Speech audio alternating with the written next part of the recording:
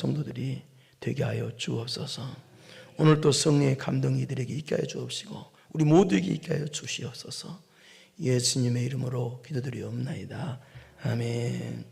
이 세계사를 보면은요, 로마 제국의 역사가 있습니다. 로마 제국에는 많은 로마 황제들이 있었는데 그 중에서 가장 유명한 황제가 여러분이 잘 아는 대로 5번째 네로라는 황제입니다. 이 네로라는 황제는 16살 때 황제가 됐어요. 16살 때. 그래서 그때가 54년인데 54년에서 68년까지 14년 동안 로마를 다스렸습니다. 황제로. 그러다가 그의 날이 30살에 자살해서 죽었어요. 여러분 코바데스라는 영화를 보면은 거기 네로가 나오는데요, 아주 나이 많은 사람으로 나옵니다. 영화가 잘못됐죠. 16살로 왕이 돼가지고 30살에 자살해 죽었으니까 굉장히 젊은 사람입니다. 근데 네로가 세상 사람이 볼 때는 어느 면에서는 잘한 통치, 잘한 면이 있다고 그렇게 말을 합니다. 그러나 기독교 역사적으로 보면은 네로처럼 악한 사람이었습니다. 아주 사악한 사람입니다. 그가 주 64년에, 그러니까 네로가 황제가 된 지 10년째에 로마에 있는 기름 창고에서 사고가 생깁니다. 그래서 기름 창고에서 사고가 생긴 것 때문에, 그것 때문에 로마의 그 대화재 사건, 로마 시내 3분의 2가 불에 타버리는 어마어마한 화재가 생깁니다. 그러자 그 민심이 흉흉하기 시작했습니다. 아주 민심이 나쁘게 혼란스럽고, 그러자 민심을 잡기 위해서 네로가 어떤 술책을 폈느냐, 이 불은 기독교인이 질렀다, 기독교인이 이 불을 질렀다, 기독교인 방어입니다 라고 몰아세웠습니다. 그래서 그때부터 기독교인들이 엄청나게 박해를 받기 시작했습니다. 기독교인들을 무지무지하게 죽이기 시작했습니다. 그런데 이때 로마 교회가 있거든요.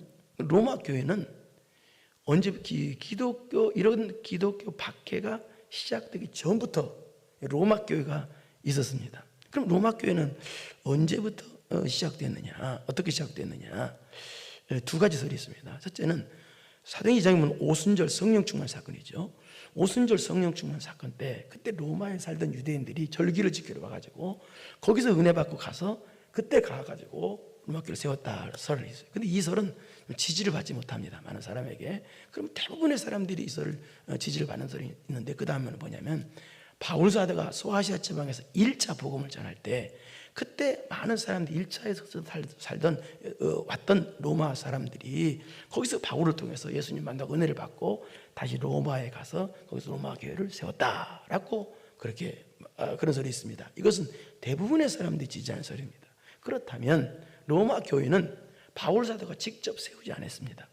세우지 않았지만 바울 사도의 영향력을 엄청나게 받은 교회가 이 로마 교회입니다. 그래서 이후 이 바울 사도가 그 로마 교회를 향해서 로마서를 써서 보내죠. 그래서 이 로마 교회 성도들은 이후 이 바울 사도가 보내는 로마서라는 하나님의 말씀을 붙잡았기 때문에 네로의 박해 때부터 시작되는 그 엄청난 약 250여 년 동안 시작되는 콘스탄틴 대제가 기독교를 공인할 때까지 약 250년 동안 시작된 엄청난 박해를 말씀을 두고 이길 수가 있었던 거예요. 그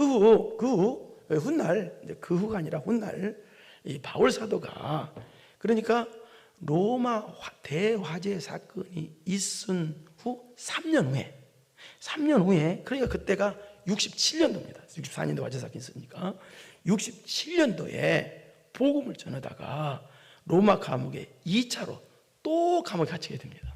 이때는 바울 사도가 나이가 많을 텐데요. 그때 감옥에 갇히게 되어서 그때 거기에서 이 바울의 사랑하는 제자, 영적인 제자, 신앙의 제자이고 영적인 아들인 디모데에게 마지막 편지를 씁니다. 그 편지가 뭐냐, 바로 디모데온을 하는 디모데 후서입니다. 그래서 바울 사도가 로마 감옥에 갇혀서 마지막으로 이렇게 썼는데요, 이 디모데 후서를 쓰고 나서 로마의 이 마머티라고 하는 감옥에서 모기 배임을 당해서 순교를 했다고 그렇게 보고 있습니다. 그러니까 바울 사도가 순교한 때가 67년도입니다. 그렇다면 이 네로가 자살한 연도가 68년도예요. 그러니까 1년 후에 하나님께서 네로를 쳐서 죽인 거예요. 심판한 거예요. 그래서 오늘 이 디모데 후서는 바울 사도가 복음을 전하다가 로마 감옥에 갇혀서, 그래서 순교하기 바로 전에 죽음을 앞두고 사랑하는 제자 디모데에게, 에베소에서 목회하고 있는 디모데에게 쓴 서신이 마지막 서신, 바울 서신 중에서 마지막 서신이 디모데 후서라고 말입니다. 그래서 디모데 후서를 일명 바울의 유언장이라고 그렇게 부르기도 합니다. 그런데 바울이 그렇다면 마지막으로 디모데에게 쓴 서신이 디모데 후서인데, 그럼 무엇을 당부했을까요? 무슨 말을 했을까요? 그 마지막 유언장 같은 이 디모데에게 쓴 디모데 후서 무엇을 당부했느냐? 여러 가지 디모데 후서를 보면은 여러 가지 당부한 내용이 나오는데, 오늘 본문은 어떤 당부냐? 좋은 일꾼이 되라는 거예요. 너 좋은 일꾼이 되라. 하나님 앞에서 좋은 일꾼이 되라고 그런 당부하는 내용이 오늘 본문의 내용입니다. 그렇다면 우리가 어떻게 할 때 하나님 앞에서 좋은 일꾼이 될 수가 있을까요? 여러분, 좋은 일꾼이 되세요? 네. 그럼 어떻게 하면 하나님 앞에 좋은 일꾼이 될 수 있을까요? 그리고 누가 좋은 일꾼일까요? 그것이 오늘 본문이다 그 말입니다. 한번 보겠습니다. 첫째, 따라서 합시다. 다투지 않는 일꾼. 이 말은 반대말에서 나를 죽이는 일꾼이라는 뜻이에요. 다투지 않아. 한번 볼까요? 오늘 본문 14절 보겠습니다. 14절 시작. 너는 그들로 이 일을 기억하게 하여 말다툼하지 말라고 하나님 앞에서 엄히 명하라. 이는 유익이 하나도 없고 도리어 듣는 자들을 망하게 해요. 좋은 일꾼은 다투지 않는다는 거예요. 여기 보니까 너는 그들로라는 말은 무슨 말이냐? 디모데를 비롯해서 에베소 교회에 있는 주의 성도들을 가리키면 그들로 이 일을 기억하고, 여기 이 일은 오늘 14절이죠. 1절부터 13절의 말이에요. 1절부터 13절을 기억하게 하라는 거예요. 1절부터 13절은 어떤 내용이냐? 하나님은 한 번만 신실하신 분이 아니라 영원토록 신실하신 분이시다. 하나님께서 말씀하신 것을 그대로 이루시는 신실하신 분이시다. 하나님은 우리를 향해서 사랑하시는데 영원토록 변치 않고 사랑이 변치 않는 신실하신 하나님이시다. 그런 이런 하나님, 신실하신 하나님을 믿고 있으니 너희들도, 저와 여러분들도 신앙생활 변치 말고 신실하게 충성하는 사람이 되라는 말이에요. 그것이 너희 그들로 이 일을 기억하게 하라. 그러니까 이 일을 기억하게 하여, 이 말은 그러니까 내 사명이 뭐냐 또 기억하고, 또 사명을 주신 하나님도 기억하라는 거예요. 신실하게 기억하라. 그렇게 기억하고 하며, 기억해서 말다툼을 하지 말라고 하나님 앞에서 엄히 명하라. 말다툼을 하지 말라. 이 말은 무슨 말일까요? 이 말은요, 그 당시 에베소 교회에서 목회하고 있는, 에베소 지역, 에베소 근방의 소아시아에서 목회하고 있는 이 디모데에게 억울함과 싸우지 말라는 뜻이에요. 근데 무슨 말인가? 억울함과 싸우지 말라? 이 말이 이 뜻이에요. 방금 전에 17절에 그 내용을 보면은 후메네와 빌레도라는 사람 방금 읽었을 거예요. 후메네, 빌레도, 이게 거짓 교사들, 오늘날 말하는 사악한 이단들을 뜻합니다. 에베소 지역에 이 후메네와 빌레도 같은 사악한 이단들이 들어와서 교회를 망치고 있는 거예요. 영혼들을 죽이고 있고 엄청난 나쁜 사람이에요. 근데 여기를 다투지 말라, 하나님 명령해라, 여기 다투지 말라면 누구가 다투지 말라면 말하냐? 충격적이게도 바로 그 사람들과 다투지 말라는 뜻이에요. 이게 그 말이에요. 충격적이게도 말도 안 되는 명령이에요. 우리 디모데 전서 1장 3절 4절 보십시다. 시작. 내가 마게도냐를 갈 때 너를 권하여 에베소에 머물라 한 것은 어떤 사람들을 명하여 다른 교훈을 가르쳐. 자, 다른 교훈, 이 후메네와 빌레도가 다른 교훈을 가르쳤어요. 또 4절 시작. 신앙과 족보에 끝없이 몰두하지 말게 하리 함이라. 이런 것은 믿음 안에 있는 하나님의 경륜 이름보다 도리어 변론을 내는 것이라. 이게 후메네와 빌레도 같은 사람이 에베소 침투해서 아주 사악한, 아주 나쁜 영향을 끼친 거예요. 다른 교훈을 전하고, 그래서 이런 이단들이 에베소 교회 침투해서 교회를 분열시키고 성도들 영혼들을 죽이고. 그렇다면 여러분 어떻게 생각하세요? 자, 이런 사악한 이 사람들이, 교회는 하나님 말씀에 굳게 서야 되고 영혼이 자꾸 살아나야 되고 신앙이 살아나야 되는데, 근데 이런 사악한 사람들이 교회 안에 침투했어. 침투해가지고 교회를 분열시키고 교회를 어지럽게 만들고. 그러면 이 당시 에베소 디모데는 젊은 목회자거든요. 젊은 목회자 디모데가 어떻게 생각하겠어요? 아마 얼마나 화가 나겠어요? 아마 젊은 사람이기 때문에 피가 거꾸로 쏘는 분노가 솟구쳤을 거예요. 황당한 사건이잖아요. 이런 사건이 생겼으니까. 그렇다면 그런 사람과 억울하게 만드는 그런 억울함과 싸워야 되는 것이 당연해요. 그런데 바울은 오늘 본문에서 충격적인 명령을 내려요. 다시 14절 봐봐요. 14절. 다투지 말라. 그 사람과 싸우지 말라라고 명령을 해요. 제가 얼마 전에 우리 딸과 우리 사모님과 함께 어디를 가는데, 운전을 하고 가는데 갑자기 차가 멈춰서 보니까 어떤 젊은 남자 둘이 양쪽 차에서 하나씩 내려가지고 막 둘이 길 가서 싸워요. 아마 둘 다 되게 억울했던 것 같아요. 막 둘이 막 싸우는데 제가 그 싸우는 모습을 차 안에서 봤는데도 제가 목적지까지 갈 때까지 마음이 떨리더라고요. 그럼 내가 이렇게 참 착한 사람입니다. 마음이 떨려가 남 싸우는 거 봐도 마음이 떨리고 이상하게 막 그래요. 좀 뭔가 불안하게 느낌 들고 그걸 봤는데, 여러분 이게 지금 우리가 인생을 살다 보면 우리들도 주변에 싸울 수밖에 없는 사람들이 있어요. 말도 안 되는 사람들, 어떤 공동체에 막 분열을 시키고 막 선동질하고 싸울 수밖에 없는 사람. 근데 여러분, 싸울 수밖에 없는 사람과 싸우는 것은 세상 사람입니다. 싸울 수밖에 없는 사람과 안 싸우는 것이 성도입니다. 이게 그 말입니다. 이게 싸울 수밖에 없는 사람과 싸우는 건 성도가 아니에요. 싸울 수밖에 없는 사람과 안 싸우는 것이 성도란 얘기입니다. 이게 하나님 앞에 좋은 일꾼, 바른 일꾼이라는 거예요. 왜 그러겠어요? 내가 억울하고 돼서 억울하다가 억울하니까 싸우겠죠. 억울하니까. 억울하면 싸워. 싸우면은 인제서 신앙 어린 사람들 그 모습을 보면은 오해한다고요. 오해.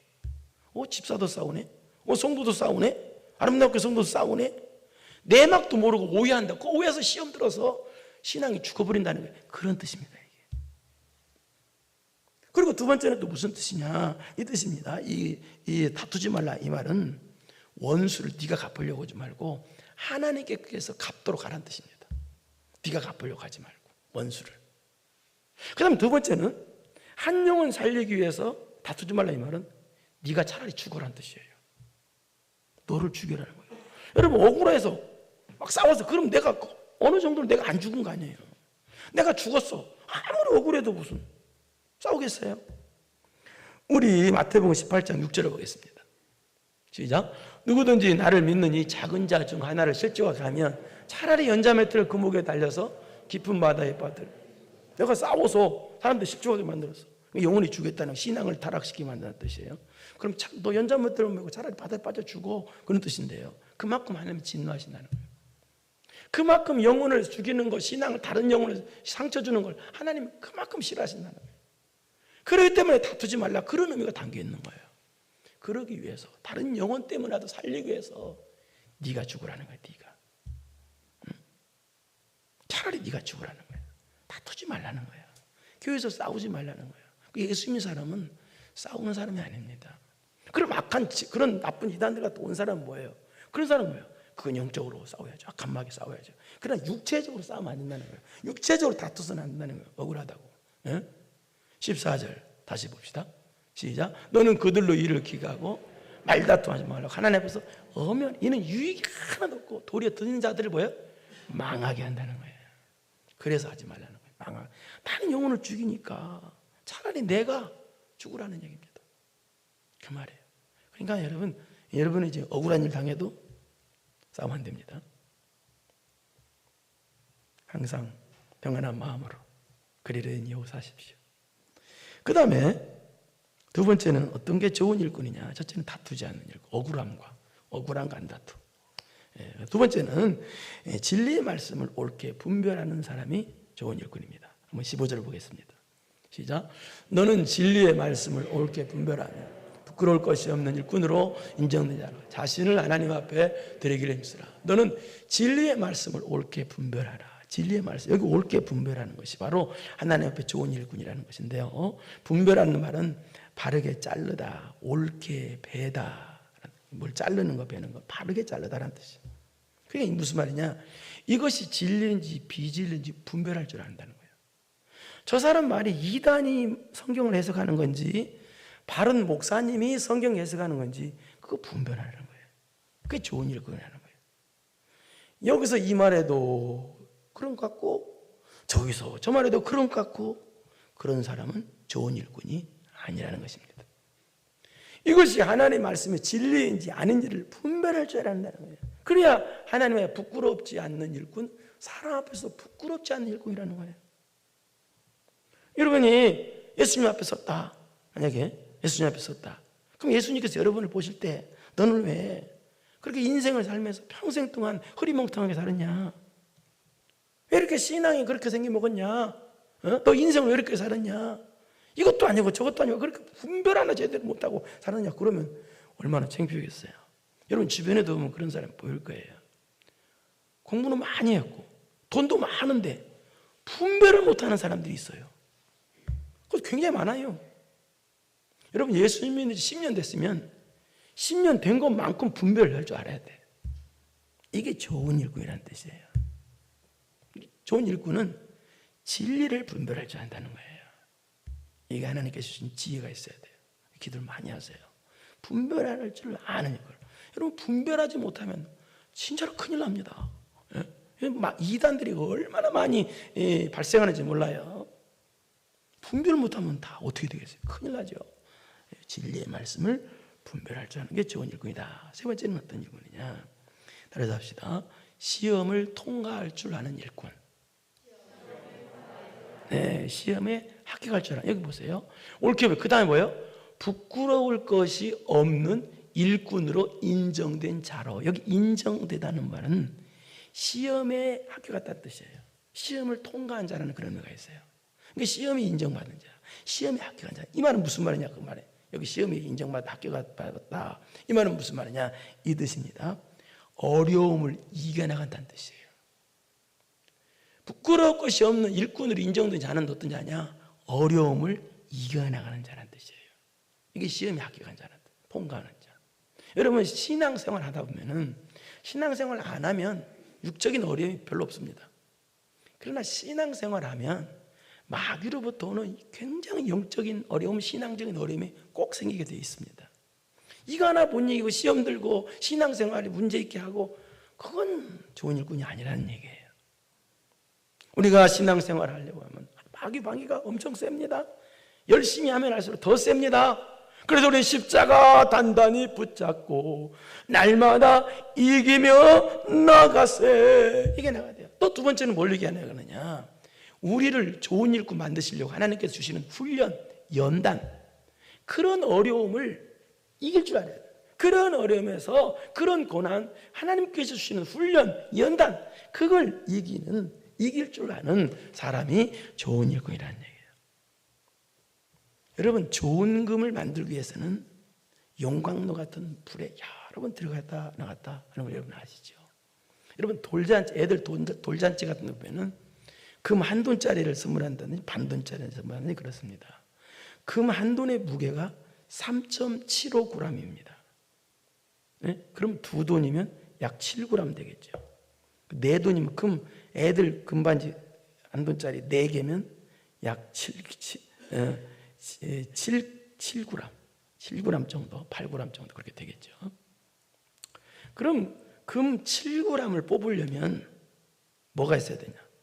이 광석 무려 1톤이나 되는 어마어마한 무게의 광석이 있어야 된다는 거예요. 그리고 그 1톤이나 되는 엄청난 무게 속에 그러면 금 7g만 딸랑 아니 금 7g이 아니라 14g. 내가 말을 잘못했습니다. 내 돈이면 14g이죠. 예. 그 14g 정도, 14g도 뭐 조금이죠. 예? 그래서 15g 정도, 14g 정도 계산을 잘못했습니다. 그래서 그 금 14g 정도 되는 금을 캐려면 1톤이나 되는 광석을 부수고 불에 넣고 힘든 작업을 해야 되는데, 왜 그러냐면 그 광석에 금만 14g 들은 게 아니라 여러 가지 잡담이 많이 들었기 때문에. 그래서 엄청난 힘을 써야 그 1톤이나 되는 광석에서 겨우 14g의 금을 캐낼 수 있다는 거예요. 그 14g 조금. 이 말은 무슨 말입니까? 좋은 일꾼은 그냥 만들어지지 않습니다. 그 뜻이에요. 하나님 앞에 좋은 일꾼은 그냥 만들지 않아요. 그래서 하나님께서 좋은 일꾼 만드시기 위해서 훈련이라는 것도 주시고 연단이라는 것도 주시고 여러 가지 고난을 통해서 아브라함과 같은 시험을 통과하게 만든다는 거예요. 그래서 이런 시험을 통과할 줄 아는 사람이, 이런 하나님께서 주시는 연단을 통과할 줄 알고 합격할 줄 아는 사람이 부끄럽지 않는 좋은 일꾼이라 그 말입니다. 여러분들 여러 가지 어려움을 이길 줄 아는, 영적인 어려움, 신앙적인 고난을 이길 줄 아는 좋은 일꾼 되기를 바랍니다. 그 다음 네 번째는 좋은 일꾼은 어떤 일꾼이냐? 뭐요? 인정자로, 그 다음에 자신을 하나님 앞에 드리기를 힘쓰는 일꾼입니다. 여기 자신을 이란 말은 너 자신이라는 말인데, 다른 사람은 너 자신하는데, 여기 자신이라는 말은 네 육체를, 네 몸을 하나님께 드리기를 힘쓰는 사람이 좋은 일이라는 뜻이에요. 이게 하나님의 부끄럽게 없는 사람이라는 거예요. 부끄러운 사람. 신앙은요, 머리로만 하는 것이 신앙생활이 아닙니다. 신앙생활은 머리도 해야 되겠지만 몸으로 하는 것이 신앙생활입니다. 여러분 몸으로 와서 예배 드리고 있잖아요. 육체로 나를 드리기를 힘쓰는 게 좋은 일꾼이라는 거예요. 신앙은 있는데 생활이 없으면 그 문제가 있는 성도거든요. 신앙이 있으면 반드시 신앙 생활이 있어야 돼요. 그게 바로 육체로, 몸으로 드리는 거예요. 우리 고린도전서 6장 19절을 보실까요? 시작. 너희 몸은 너희가 하나님께로부터 받은 바 너희 가운데 계신 성령의 전인 줄을 알지 못하느냐. 너희는 너희 자신의, 너희 몸은 하나님께로부터 받은 너희 가운데 계신 성령의 전이다. 하나님을, 영이신 하나님을 모신 전이 여러분 몸이라는 거예요. 그러니까 뭐예요? 이 몸을 여러분 마음대로 쓰면 안 된다는 거예요. 그걸 다시 부언 설명이 그 다음 절 20절. 시작. 값으로 산 것이 되었다. 값으로 산 것도 무슨 말? 예수 그리스도의 십자가에 구속의 값을 지불하고 핏값을 지불해서 우리를 샀다는 거예요. 그래서 이제 우리 누구 거다? 하나님 거예요. 이 몸이, 육체가 하나님 거예요. 육체가. 그렇기 때문에 육체를 죄인 데 쓰면 안 돼요. 그렇기 때문에 어떻게 되느냐? 그런즉 시작. 너희 몸으로 하나님께 영광을, 몸으로 이 육체로 하나님께 나를 드리기를 힘쓰라는 거예요. 육체를 드려야 한다는 거예요. 육체. 머리로만 예수 믿지 말라는 얘기입니다. 그것은 좋은 일꾼이 아니라는 겁니다. 몸으로, 이 몸을 드리라는 거예요. 다시 15절 보겠습니다. 너는 진리의 말씀을 분별하여 부끄러울 것이 없는 일꾼 정자로 자신을 하나님께 드리기 힘쓰라. 자신을, 이게 몸을 드리는 몸을, 육체를. 그래서 성도는 힘을 어디다 쓰냐? 육체의 힘을 어디다 써요? 좀 웃기는 얘기로 힘을 어떤 사람, 좀 이상한 사람들은 막 뭐 핫도 치고 막 그런 데다가 힘 하루 종일 쓰는 사람도 있고 죄 짓는 데 쓰는 사람이 그러는데, 우리 성도들은 우리의 모든 힘을 어디다 써라? 하나님께 드리는데 힘을 쓰라는 얘기입니다. 모든 힘을 하나님께 드리는 데 쓰라는 거예요. 나쁜 생각하는 데 쓰거나 죄 짓는 데 쓰거나 그러지 말고 예배 드리는데 육체를 쓰라는 거예요. 여러분 오늘도 이렇게 이쁜 모습으로 예배당에 나와서 곱게 입고 예배당에서 앉아있게, 누구 잘 보이려고 하는 거예요? 하나님께 잘 보이려고. 아멘을 크게 해도 괜찮아요. 이렇게. 그래서 이렇게 몸으로. 그걸 어떻게 알아? 그냥 시간 돼서 왔다가 아니라 힘을 쓰라는 거예요. 나의 모든 힘을, 육체를 하나님께 드리는데 힘을 다 투자하라는 얘기입니다. 이게 좋은 일꾼이라는 겁니다. 그래서 마지막 5번째로 좋은 일꾼은 어떤 일꾼이냐? 20절로 되겠습니다. 중간은 다 아는 내용이니까요. 시작. 큰 집에는 금그릇과 은그릇뿐 아니라 나무그릇과 질그릇도 있어. 귀하게 쓰는 것도 있고 천하게 쓰는 것도 있나니. 큰 집에는, 여기 큰 집이라는 뜻은 무슨 뜻이냐? 교회는 이란 뜻입니다. 교회는 금그릇, 은그릇, 나무그릇, 질그릇, 이 말은 무슨 말이냐? 교회는 다양한 부류의 사람들이 있다는 뜻입니다. 그렇지 않아요? 다양한 부류의 사람들이 있는데, 그런데 다양한 부류의 사람들이 있지만 하나님께서 쓰시는 사람이 있고 안 쓰시는 사람이 있다는 얘기예요. 하나님께서 쓰시는 좋은 일꾼이 있고 하나님께서 안 쓰시는 나쁜 일꾼이 있다는 거예요. 그러면 하나님께서 쓰시는 좋은 일꾼은 누구냐? 금그릇이라고 그래서 금그릇 가지고 외적으로 막 멋있고 뭐 명예도 있고 뭐가 다 있는 사람이라고 해서 하나님께서 그 사람을 쓰시느냐? 그렇지 않다는 거예요. 또 하나님께서 질그릇, 뭐 천한 사람, 그런 부류도 있잖아요. 그런 사람에서 하나님 또 안 쓰냐? 전혀 그렇지 않다는 거예요. 하나님은 쓰는 기준이 금그릇이냐 안 그릇이냐 그것이 아니라 하나님 쓰시는 기준은 딱 한 가지라는 거예요. 그게 뭐냐? 그 다음 절 20절 봐봐요. 시작.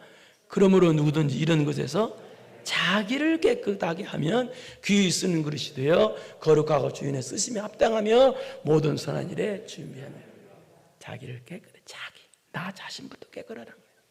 여기 깨끗하게 하라는 뜻은 무슨 말이에요? 방금 전에 10절 읽었던 후메네와 빌레도 같은 그런 사악한 사람들이 주는 거짓 교훈으로부터 깨끗하다는 뜻이에요. 또. 이 말은 무슨 말이냐면 여러분이 말씀이 내 안에 딱 들어왔죠? 이 말은 말씀이 들어왔는데 다른 세상적인 말이 딱 들어와서 말씀을 오염시키지 말라는 뜻이에요. 여러분은 하나님 말씀 들었으면 여러분의 생각으로 말씀을 오염시키는 사람들 또 있어. 말씀을 오염시키지 말라는 거예요. 그냥 순수하게 그 말씀을 갖고 있으라는 거예요. 그래도 깨끗하다는 뜻은 무슨 말이냐? 두 번째는 잡다한 세상적인 것들을 집어넣지 말라는 거예요. 오직 하나님 말씀만, 오직 예수 그리스도만 내 안에 있으라는 거예요. 깨끗하다는 거예요. 또 이걸 깨끗하게 하라. 또 세 번째 뜻은 무슨 뜻이냐? 이 뜻입니다. 심령의 죄를 볼 줄 안다는 뜻이에요. 내 심령이 보고 죄를 내가 그 봐서 하나님 이 죄를 가지고 가서 죄를 자백해서 용서한다는 뜻이에요. 이게 깨끗하는 거예요.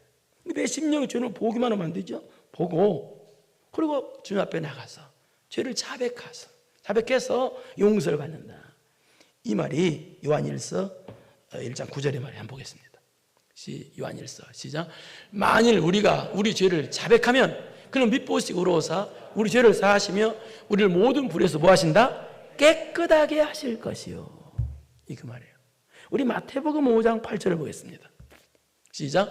마음이 청결한 자는 복이 있나니 그들을 하나님 만난다. 하나님의 교제가 된다는 뜻이에요. 마음이 깨끗한 사람. 깨끗한 건 그게 좋은 거예요. 깨끗한 거 방금 전에 설명했어요. 이런 깨끗한 자는 다시 21절 보겠습니다. 깨끗한 자는 이렇게 깨끗하게 하면 귀 쓰는 그릇이 되어 거룩하고 나면 순수하게 자신 하나님께 드릴 줄 안다는 거예요. 그냥 불순물을 섞이고 갈등하고 불평하면서 드리는 게 아니라 예배 드려도 주님만 바라면 순수한 마음으로 예배를 드려. 이게 거룩하다는 뜻이에요. 이게 좋은 거죠. 주인의 쓰심에 합당하며 주인의 쓰심에 합당한다는 무슨 말이냐면 내가 너를 보니까 너무 기뻐. 너를 기뻐서 너를 쓰겠어. 그 뜻이에요. 모든 선한 일에 준비하면 된다. 이 말은 다른 사람에게 유익을 끼치도록 준비된 그릇이라는 뜻이에요. 이게 깨끗한 것이 이른다는 뜻이에요. 여러분, 우리 모두는 하나님 앞에 좋은 일꾼이 되어야 됩니다. 인생은 짧습니다. 금방 지나갑니다. 나쁜 일꾼으로 산다면 얼마나 비참한 인생입니까? 하나님도 모르고 죄만 지고 산다면 얼마나 인생이 참 비참하잖아요. 그런 인생이. 돈 없어서 인생이 비참한 게 아니에요. 사람답게 안 사는 게 비참한 인생이에요. 하나님께 쓰임받지 못한 나쁜 일꾼이에요. 그런 사람들. 그게 비참한 인생이란 말이에요. 그런 인생 되지 마세요. 그러면 어떻게 돼요? 어때요? 그러면 어떻게 돼요? 다투지 않는 일. 오늘 좀 만해서 이걸 좀 했습니다. 첫째, 어떤 일꾼? 다투지 않는 일꾼. 여러분, 제가 머리를 생각해서 이렇게 했습니다. 다투지 않는 일꾼. 두 번째, 진리의 말씀을 분별하는 일꾼. 세 번째, 시험에 합격하는 일꾼. 네 번째, 몸을 들이는 일꾼. 그 다음에 자기를 깨끗하게. 네. 좋은 일꾼이 다 돼서 하나님께 말쓰지 말에 귀하게 쓰임받는 여러분 되기를 축원합니다. 걸어가시고 내려오신 아버지 하나님,